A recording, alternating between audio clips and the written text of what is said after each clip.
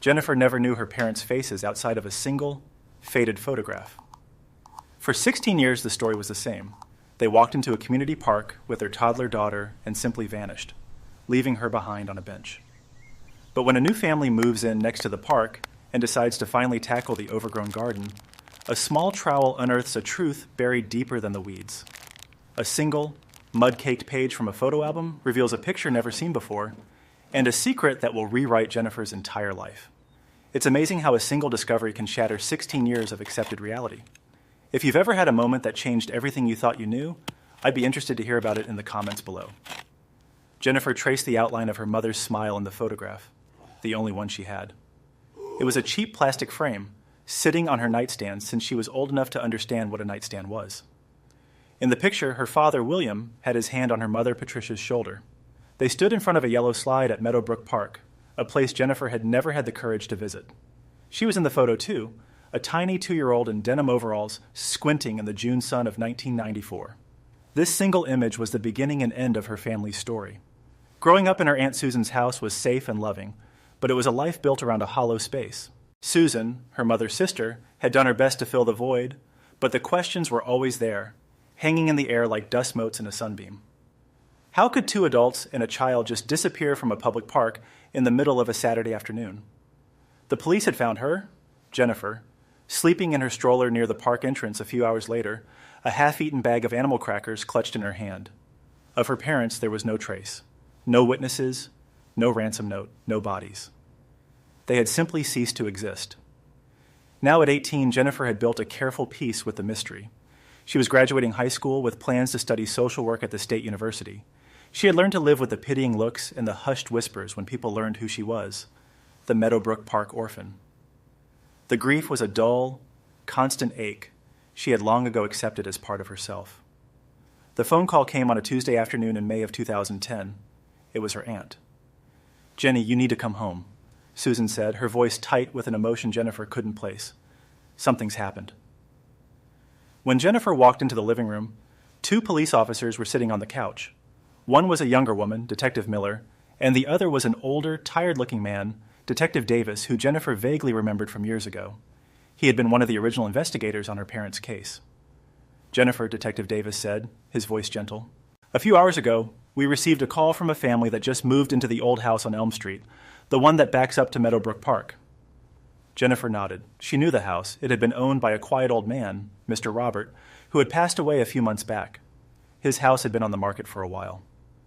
"The new owners, the Thompson family, were starting a vegetable garden in the backyard," Detective Miller continued, taking over the story. "The yard has been neglected for years. As Mr. Thompson was turning over the soil, his shovel hit something." She paused and exchanged a look with her partner. "He found this." Detective Miller carefully opened a large evidence bag. Inside was a plastic photo album sleeve, caked in dirt and stained brown from years underground. It was warped and brittle, but through the grime, a photograph was visible. The detective slid a gloved finger under the plastic flap and carefully removed the picture. She laid it on the coffee table. Jennifer leaned forward, her heart pounding in her chest. The photograph was not the one from the park. This one was taken indoors, in what looked like a wood-paneled basement. Her parents, William and Patricia, were standing against the wall. But they weren't smiling. Their faces were pale, their eyes wide with a terror so profound it seemed to leap off the glossy paper.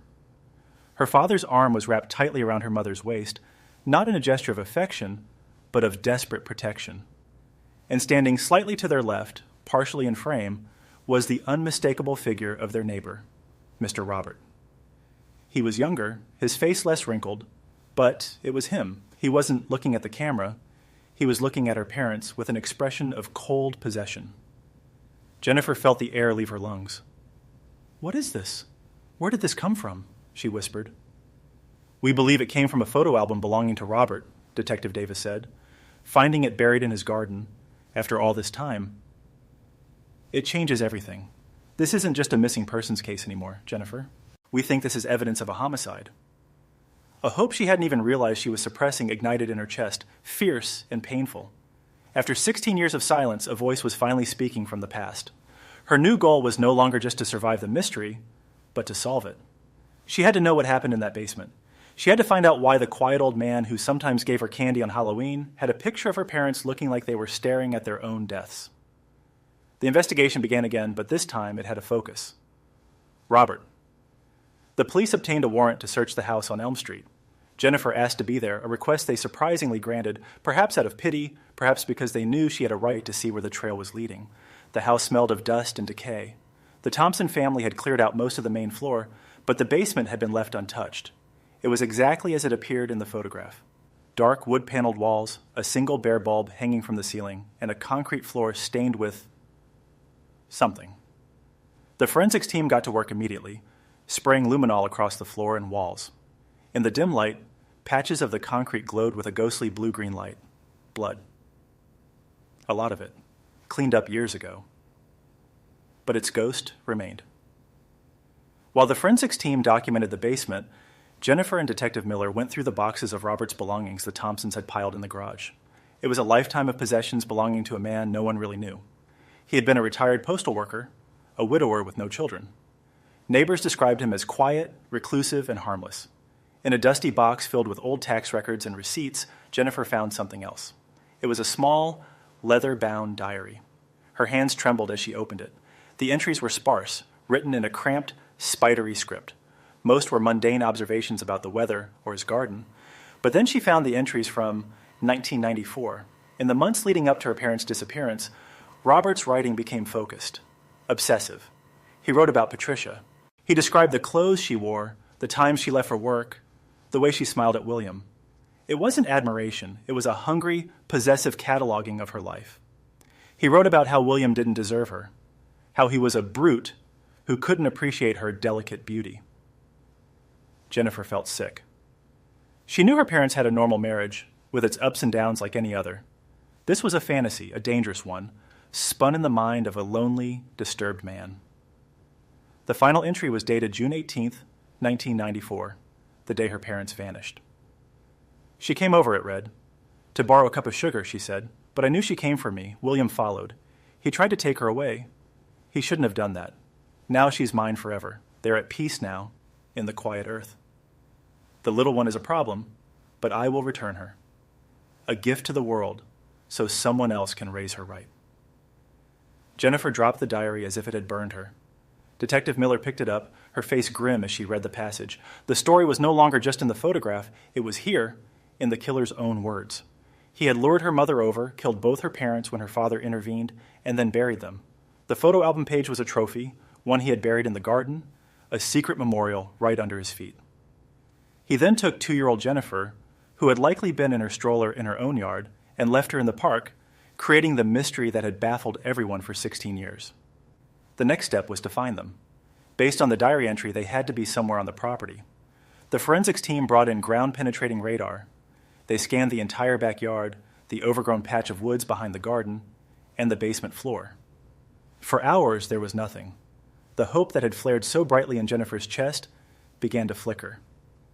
Then one of the technicians called out, "I've got an anomaly. Under the concrete slab of the old tool shed at the back of the property." The shed was little more than a pile of rotting wood.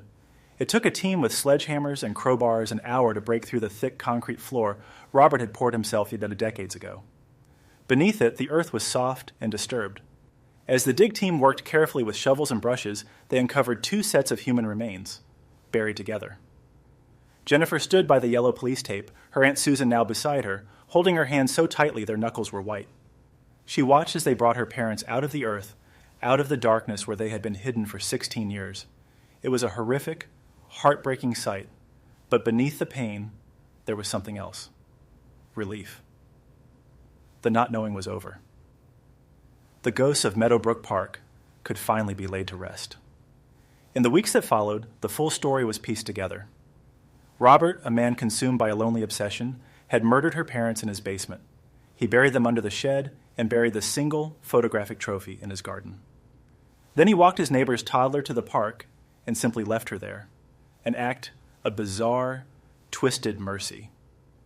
He had lived out the rest of his life just a few hundred feet from his victims, a quiet, harmless old man. A few months later, a small funeral was held for William and Patricia. Jennifer stood between her aunt and the detectives who had helped her find the truth. She placed a single white rose on each of their caskets. For the first time, her grief felt clean, not clouded by questions and uncertainty. She had found her parents, and in doing so, she had found a way to finally say goodbye. The question of a person's true nature is always complex. Do you believe that people are capable of hiding such immense darkness behind a mask of normalcy? Or are there always signs that we just fail to see? Let us know your thoughts. Thank you for joining us for this story. If you'd like to support the channel and hear more stories like this one, consider subscribing. It helps us continue to bring these important narratives to light.